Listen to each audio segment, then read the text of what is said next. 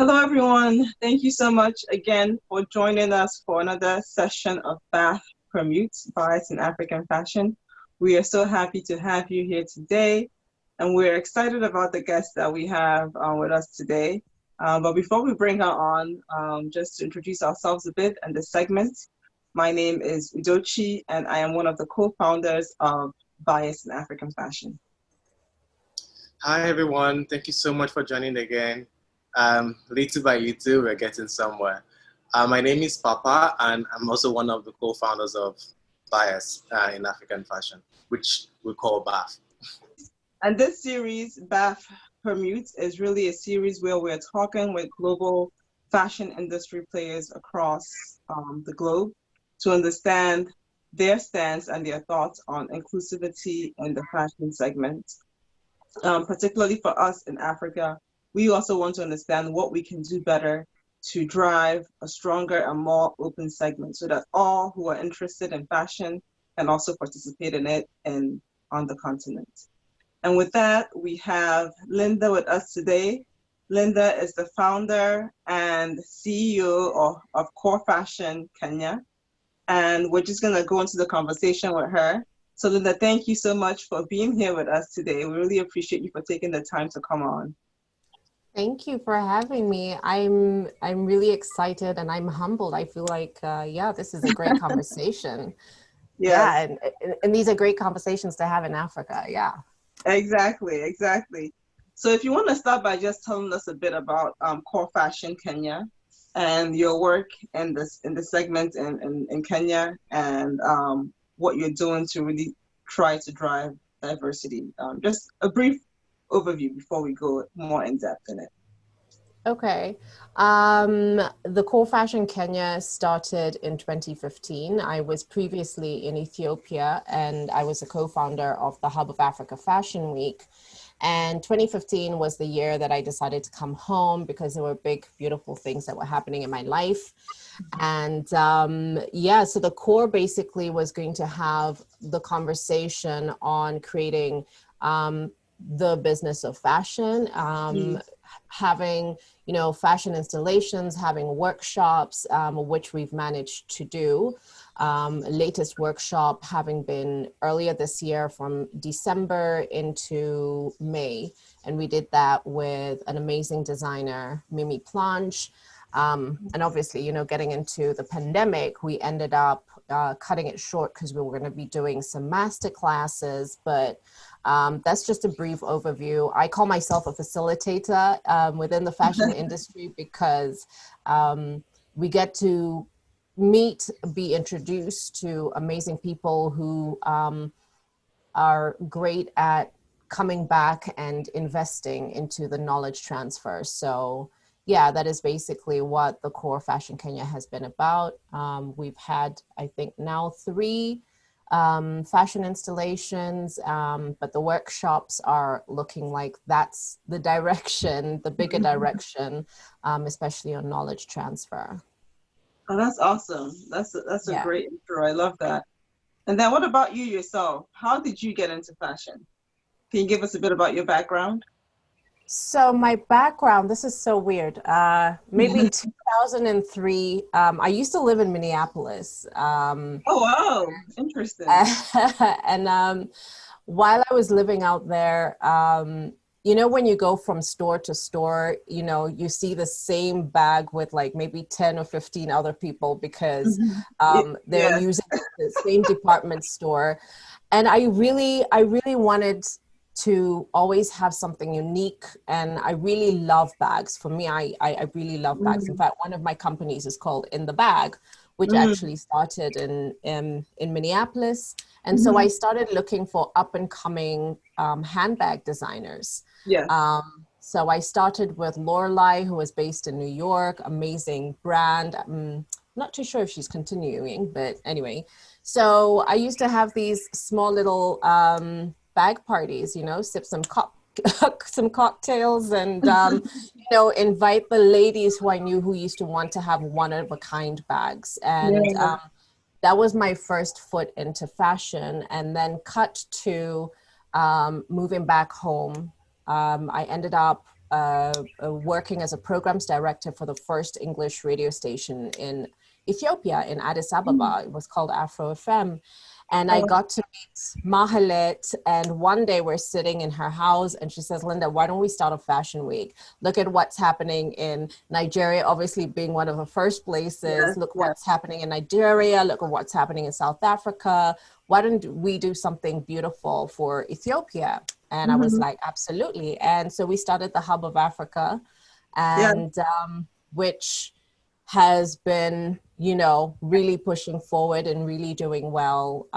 You know, they got into a greater partnership with Vogue from 2015 onwards, because we did the editorial in 2014, and then things just started picking up, you know, and then 2015 I was out here.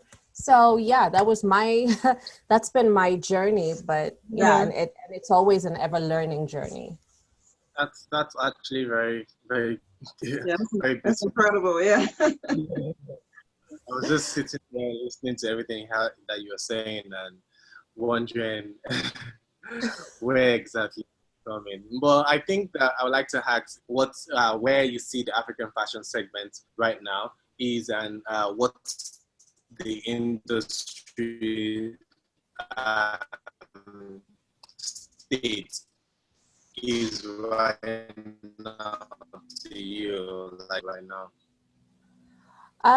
You know, I feel like the industry is changing. First of all, thanks to COVID coming in, we've all had the moment where we can just pause for 2 seconds and say, wait a second, are we doing things in the right direction? Are we projecting ourselves well?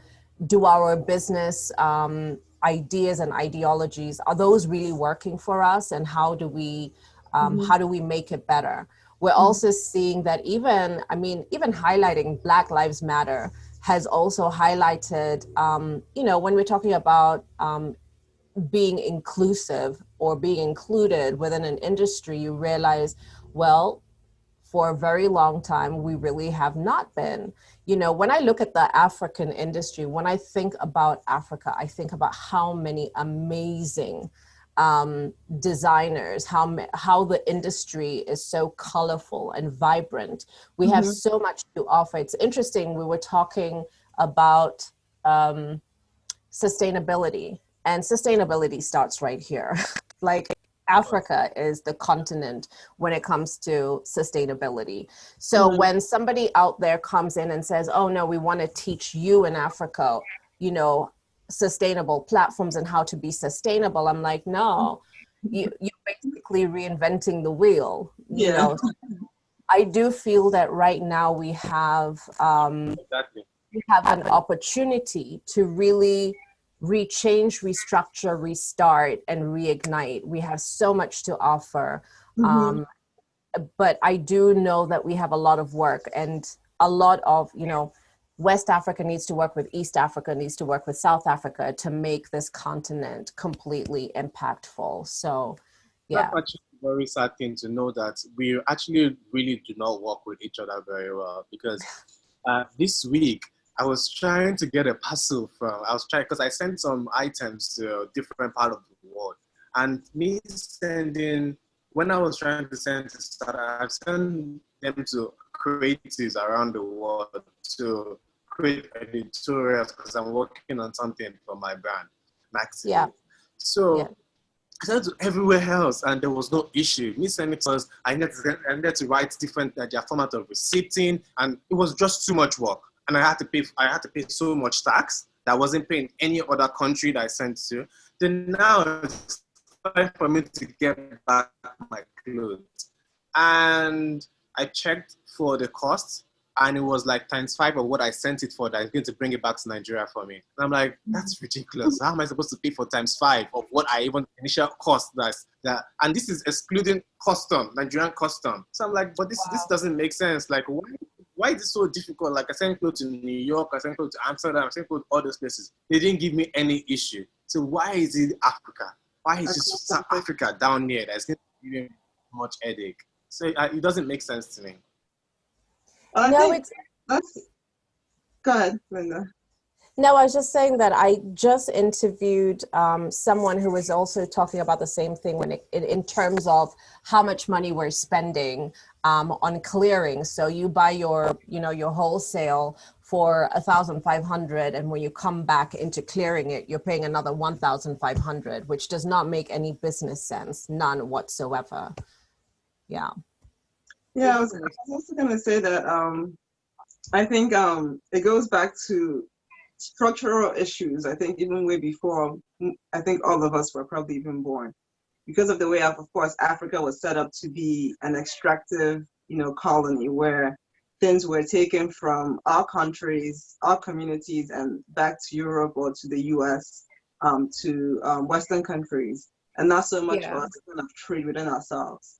So those historical aspects are still there. And I think maybe that's where, when we start to talk about inclusivity in fashion, that's where maybe we might need government to step in and help us, because if we're trying to create a system that's inclusive where we can interact more with each other, there are certain things that we may not be able to do when it comes to things like that in terms of cost of transport across ourselves within Africa. So that's definitely a big issue, one like I've also heard before. But I think it's something that we need to look at on a larger level, because it's not just us in the fashion segment that's facing that issue of cost of transport, but I think is a larger issue globally or wider across the continent.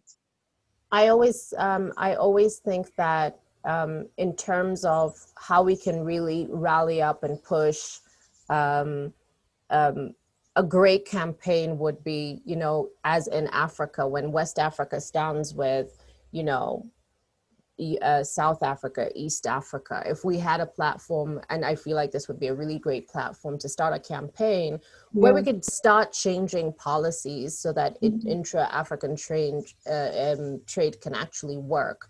If we don't push the agenda forward, all we will do is have a platform like this, talk about it, get frustrated, and then kind of leave it hanging. So this would be a really great way of getting all great minds together and saying, how can we push this?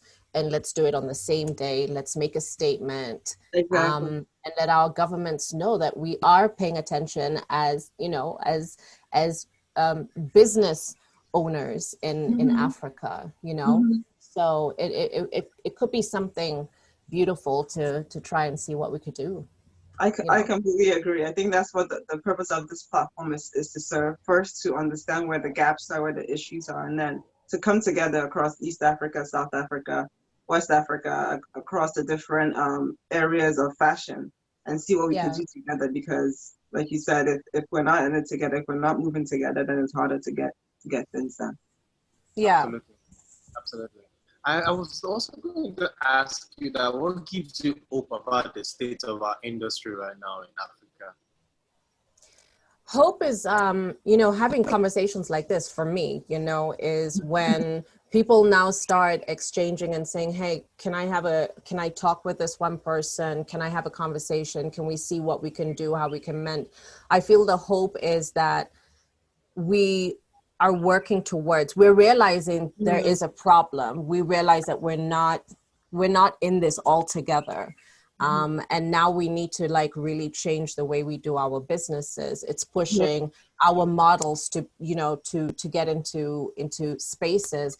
If I could just give an example, I ended up watching a show called The Beautiful People. It's about all these models who come in from, globally, Brazil, London, New York.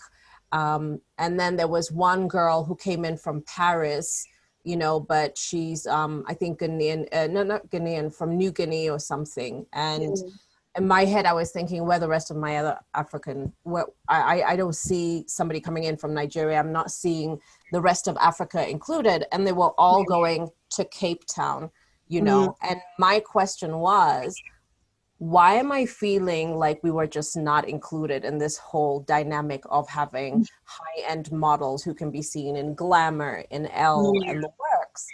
And so actually next week, this is a conversation that we're going to be having. So, or in the following weeks, it's a conversation that we're going to be having. And so mine, you know, the hope is we wake up, we see that problem and we say, how do we tackle that? Because I want to see more of our, you know, models covering magazines. Where are all the other magazines? Where are African owned magazines? You know, why are they not as hot heavy as the Glamour and the, you know, and the L's? We've got great content coming out of this beautiful continent of ours. Exactly. So, yeah. So that's where I see my hope. What do you think we need to do better in order to be able to get all these things that we see that are not so cool and just make them right? What we could do better is advocate for each other, speak about each other's businesses. I feel that there is an opportunity where we can say, you know, the slice of cake in Africa is super large. Why don't we all just, you know, the cake is enough for everybody to eat. Let us preach, you know, literally it's like a revival of highlighting people's businesses. So I feel like we could do that better. I mean, I want to thank the person who spoke to you guys, because then it just means that, okay, again, this is just such a great start. You know, it's such a humbling start. And this is what we need to do for each other's businesses, is connect each other. And allow the business to really thrive. We're such a rich continent. I don't think we even understand how rich we are. Yes. Yeah. And I think to your point as well about the size of the pie in Africa, the beauty of it is that the more we promote each other, the bigger we make the pie, you know, rather than trying to kind of hoard our own small space and trying to build up ourselves rather than trying to build up everybody. The more we promote each other, the more we are inclusive, the more we speak about others, then the bigger the opportunities are for each and every one of us. So it's really to our benefit to do that. So I completely agree. Yeah. So, I even think collaborations need to start happening. A lot more collaborations. Yeah. Yes. So another question to your to the point of diversity and inclusivity. I wanted to kind of come back a bit more to your own personal experiences. Have you ever had any experiences where you felt like you were maybe being discriminated against, whether it was on the continent or outside the continent, with your work in the fashion sector? Or have you seen that done to others in the fashion sector? So for me, maybe in a different aspect, I had an amazing group of knowledgeable industry leaders who were coming in from New York. This was 2018. And one of the fashion directors asked me, hey, Linda, can you please get me into a certain high-end, it's a boutique hotel here. I'm not going to name the names. I'm not going to name and shame, but you know, one of the places here. And they said, oh, unfortunately, we can't do that. We don't allow groups to come. We don't allow individuals to come in here. And I'd shared their profile, just hoping that, as a, it would look great that it was featured. It's here in Kenya, obviously. So you're like, hey, come on, Yeah. And the next thing, they were like, no, absolutely not. We can't do it. And so I ended up giving the director, and I said, why don't you contact them directly and see what happens? And within 10 minutes, she got in. Oh, wow. For me, I'm like, yeah, that for me, I was like, that is not right. I was like, anyway, it made me feel all sorts of anger and, is it because of the color of my skin? Is it because of my last name, Murithi, and because hers is of a different, I couldn't understand it. And she ended up doing a photo shoot there, which was really beautiful, but it just left a bad taste in my mouth that even if you called me back and told me, hey, Linda, we'll give you, an exclusive night, come here for dinner, or come here for breakfast. I'm like, nah, you're not worth you're not worth it for me. And it's really Yeah. sad that it's coming from your own, you know, from people who are here. I mean, Yeah. yeah, and there's and now, if I'm really paying attention, all these high-end spaces now are looking for local, you know, to boost our local tourism. Mm. So now local tourism is in because it's a little bit slower on Yeah. the international tourism side. So it makes me question, you know, how we've been doing business, even, you know, In just your own country. Yeah. yeah, yeah. So there's a lot. I mean, within the fashion industry, you know, I really want to say, I haven't felt it, but what I am feeling is that the inclusion of international models. You know, I'm not seeing as many featured African designers on a global scene. So, you know, in that aspect, the realization is definitely there, but you know, that for me would be the, you know, where I feel like it was a little bit Yeah. touchy. Yeah. Yeah. Yeah. No, completely. I understand. I understand. I'm not too sure, you know, right now I feel that there is the power for that change. The change basically means that as many fashion designers in the space, we have a lot that we can offer right now. You Yeah. know, I would love to see a lot more African magazines. I would love to see a lot more heavy industry. I mean, I used to question this. How come we're always dying to go to New York Fashion Week and Paris Fashion Week and Milan Fashion Week? And no pun intended to them, it's Yeah. great. But I was like, well, why isn't Chanel coming to showcase in Africa? Why isn't, you know, all these bigger brands coming here? But Exactly. there's a lot of our tradition that is borrowed. There's the beadworking, there is the different types of fabrics. Yeah. There's so can we be a little bit more inclusive, you know, in Exactly. how we do business? So Yeah. yeah, some thoughts. No, all great thoughts. All great thoughts. Yeah. I agree with you. I also wonder why, the same way, like you mentioned, why don't we go to what as we rush to go to like New York Fashion Week and Milan Fashion Week, why don't we rush to go to Nairobi Fashion Week or Hub of Africa, Fashion Week, Yeah, so all in the same. So all in the same. Yeah. so another question for you, for your work as well with Core Fashion Kenya. How are you looking? What are the specific things that you're looking to do to help drive inclusivity as we've been talking about?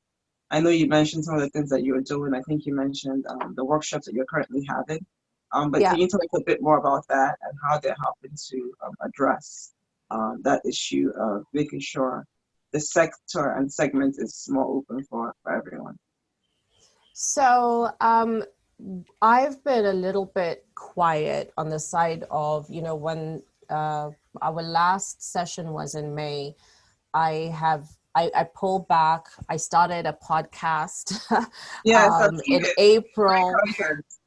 Thank you. Great content. Yeah. Thank you. So mine was, okay, so if I have all these great people that I'm talking to and we can find avenues of, you know, doing some more workshops and reaching out and highlighting, even, you know, with something as beautiful as this, as having this discussion, it opens up a space to, you know, to others to actually sit back and say, who would you like to collaborate with? Who would you like to work with? Who wants to be part of this greater, bigger movement? And right now, I mean, it's just through my conversations, but as well as reaching out to, you know, reaching out to businesses that I know to say, hey, have you guys seen this? Did you hear what she said? What are you going to do about it? What can we do about it? And depending on people's focuses, you know, Yeah. so I spoke with Mariama Kamara at some point, and she said, I really want to be working with women from all over Africa. She's already going to be working with women in Rwanda. She's already working with some Cameroonian, Ghanaian, Nigerian. And I'm like, that's basically what it's about. So I feel like more needs to be addressed and more needs to be, more information needs to be seeped out Yes. into our different spaces. So for me, I'll continue to have my conversations as I start curating what is next. I decided not to rush into anything this year, but to sit back and really, now start ticking the right things and checking the boxes and making sure, and thanks to you guys, now I'm even gonna make it more precedent to say, let's really make sure this whole inclusivity area and aspect is, we check those boxes. Yeah. Well, that's great. That's Yeah. great. Papa, any thoughts or? Yeah, I mean that was great. I just would like to know if what type of initiative would you like to see that we take on at BAF, and I don't know if you have any suggestions that is going to include inclusivity in Africa. Oh, absolutely. I have, I thought about this because, after I spoke with Udochi, my mind was just like, woo, Yeah. woo, all over the place. I would love to see, some form of campaign that really starts measuring up to, or that speaks to designers, it speaks to agencies, it speaks to print, or, because now print is not so hot, but that speaks to even just like online magazines that we could reach for content. If there could be a standing, ongoing, longer campaign, faces of inclusivity, that just is plastered from different countries. And highlighting who these beautiful people are, who knows how this is going to end up, it could be, we could be stirring this big pot, it might shock a couple. Yeah. I would love to see a great campaign coming out of this. I think a campaigin definitely needs to start, Yeah. You call it the bias.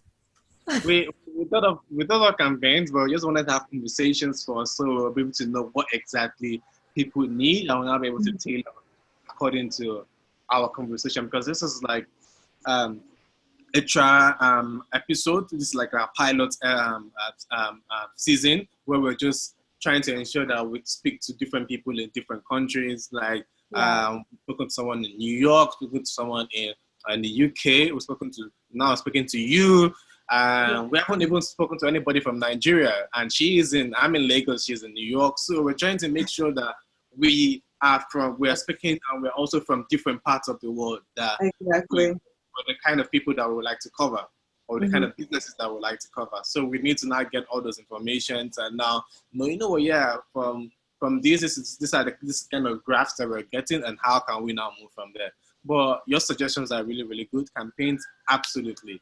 Campaigns will also need your help and us so that we'll be able to meet with the right set of people from your market. And exactly, that's the same thing that we've been telling all the people that we've featured so far on this platform, to know those kind of people. Like, we need to be able to have people to speak about what they are going through, what is happening around them, before we can actually know how exactly we're going to be able to pitch what in.